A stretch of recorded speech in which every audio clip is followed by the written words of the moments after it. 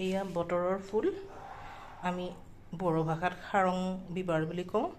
আৰু ইংলিছ নাম হ'ল ডেভিলছ বেকবোন হেয়া গছৰ ফুল হয় ইয়া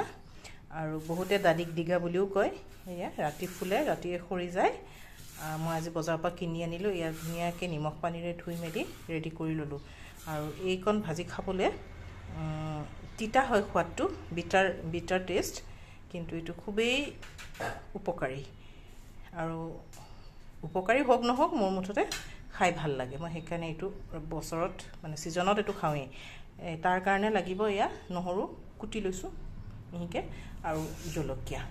নিমখ হালধিটো লাগিবই তেল এইকনেৰে আজি ইয়া ৰান্ধি ইয়া সৰিয়হ তেল গৰম হ'বলৈ দিছো কেৰাহী গৰম হোৱাত তেল গৰম হ'ল এতিয়া নহৰু ফালি থোৱা নহৰু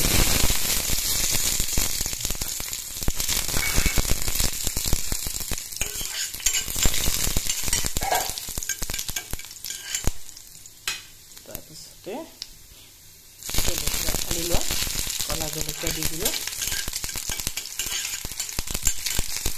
ৰং আহিছে যিহেতু নহৰুখিনি মই এতিয়া এই ফুলখিনি দি দিওঁ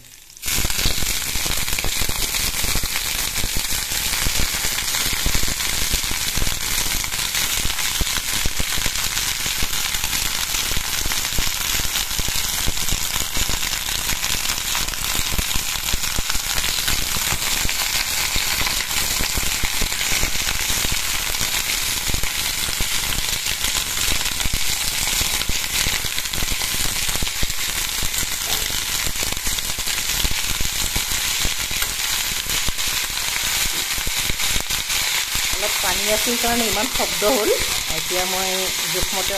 অকল নিমখ দিলো যেহেতু ফুলখিনি একেবাৰে পমি নোহোৱাই হ'বগে কম হ'বগে অলপ মানে দিলো নিমখ আৰু হালধি ছটিয়াই দিলো দি আকৌ এবাৰ লৰাই দিলো হালধি নিমখ সকলোখিনিতে লগাকে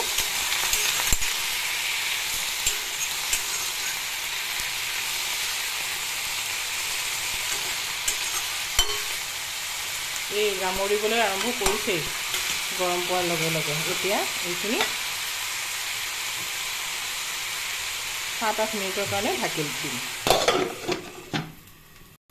ঢাকন গুচাই চালো সিজিয়ে গ'লগে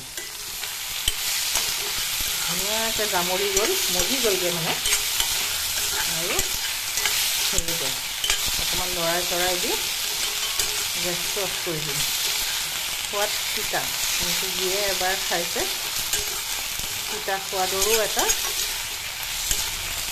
মাপ আছে তিতা কেৰেলা অন্য তিতাবোৰতকৈ ইয়াৰ তিতাটো আচৰিত সুন্দৰ তিতা